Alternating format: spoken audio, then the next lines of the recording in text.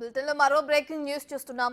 శాంతి వ్యవహారంపై పూర్తి నివేదిక ఇవ్వాలని దేవాదాయ శాఖ మంత్రి ఆనం రామనారాయణ రెడ్డి అధికారులను ఆదేశించారు.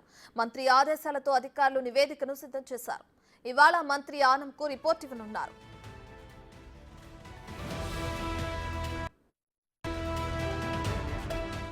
గత 5 సంవత్సరాల కాలంలో శాంతిపై అనేక రకమైన ఆరోపణలు వచ్చాయి. విశాఖపట్నం, విజయవాడలో పలు అక్రమాలకు పాల్పడినట్లు నివేదికలో అధికారులు పేర్కొన్నారు.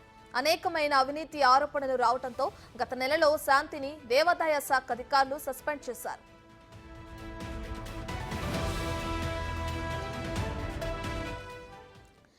ఇదే అంశానికి సంబంధించి మరింత సమాచారాన్ని మా ప్రతినిధి శివ విజయవాడ నుంచి ఫోన్ అందిస్తారు. రైట్ శివ, శాంతి వ్యవహారం మనకు తెలిసిందే, అయితే దీనికి సంబంధించిన లేటెస్ట్ అప్డేట్స్ ఏంటి? రత్న మొత్తం మీద చూసుకుంటే దేవాదాయ శాఖలో అసిస్టెంట్ కమిషనర్ గా పనిచేసిన శాంతి వ్యవహారం ప్రస్తుతం రాష్ట్ర వ్యాప్తంగా చర్చనీయాంశంగా మారింది.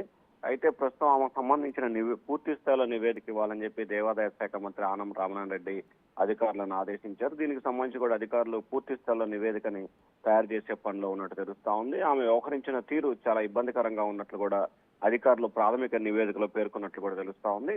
2021 ఆగస్టు 5న విశాఖపట్నం దేవాదాయ శాఖ ఇన్ఛార్జి ఉప కమిషనర్ గా ఉన్న పుష్పవర్ధన్ పై శాంతి ఇసుక చల్లిన ఘటన అప్పట్లో రాష్ట్ర వ్యాప్తంగా సంచలనం సృష్టించింది. ఆ తర్వాత అధికారులు చర్యలు తీసుకోబోతంగా తూతూ మంత్రంగా కేవలం క్షమాపణ చెప్పినట్లు కూడా తెలుస్తోంది. దాంతో పాటుగా ఎన్టీఆర్ జిల్లా విజయవాడ నగరానికి సంబంధించి కూడా ఉన్న చాలా దేవాదాయ ధర్మాదాయ భూములకు సంబంధించి లీజు వ్యవహారాలకు సంబంధించి ఇష్టానుసారంగా వ్యవహరించారు. అలాగే ఒక లీజుదారుడికి సంబంధించిన కూల్చివేతలో కూడా కీలకమైన పాత్ర పోషించారని చెప్పి ఆమెపై ఆరోపణలు ఉన్నాయి. దాదాపుగా తాడేపల్లిలో దాదాపుగా 3 కోట్ల రూపాయల విలువైన విల్లా ఆమె కొనుగోలు చేసినట్లు కూడా తెలుస్తా ఉంది. దీంతో పాటుగా అనేక అంశాలు ఆమెపై ప్రస్తావించినట్లు కూడా తెలుస్తోంది.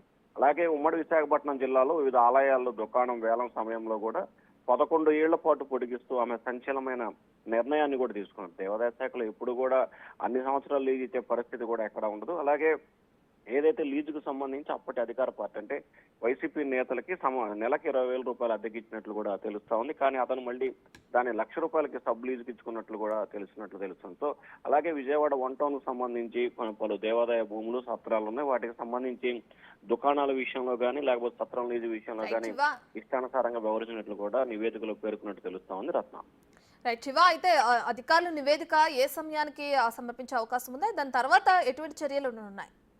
ఇప్పటికే శాంతి వ్యవహార శైలికి సంబంధించి ముఖ్యంగా ఎన్టీఆర్ జిల్లా విజయవాడలో జరిగిన అక్రమాలు లీజు వ్యవహారాలకు సంబంధించి కూడా ఆమెపై దేవాదాయ ధర్మాదాయ శాఖ అధికారులు గత నెల చివరిలో ఈ నెల 1-2 తేదీల్లో కూడా ఆమెపై పూర్తి స్థాయిలో నివేదిక తయారు చేసి సస్పెన్షన్ గురి చేశారు. సో సస్పెక్ట్ అయిన తర్వాతే ఈ వ్యవహారం పూర్తి స్థాయిలో కూడా బయటకు రావడం జరిగింది. అయితే ఈ రోజు 11 గంటల సమయంలో కూడా దేవాదాయ శాఖ మంత్రికి పూర్తి స్థాయిలో నివేదిక ఇస్తున్నట్లు కూడా తెలుస్తా ఉంది. నివేదిక ఇచ్చిన తర్వాత ఖచ్చితంగా ఆమెపై శాఖాపరమైన చర్యలతో పాటు సమగ్రమైన విచారణకు ఆదేశిస్తూ కూడా నిర్ణయం తీసుకునే అవకాశాలు అయితే కనిపిస్తా ఉన్నాయి. తద్వారా ఆమె వ్యవహార శైలిపై ఇప్పటికే ఆమె సస్పెన్షన్ లో ఉన్నారు. పూర్తి స్థాయిలో ఆమెను టెర్మినేట్ చేస్తారా లేకపోతే ఆమెపై శాఖాపరమైన విచారణ చేసి తద్వారా ఏ రకంగా ముందుకెళ్తారు అనే ఉత్కంఠ అయితే ప్రస్తుతం కొనసాగుతా ఉంది. రత్న రైట్, థ్యాంక్ యూ శివ.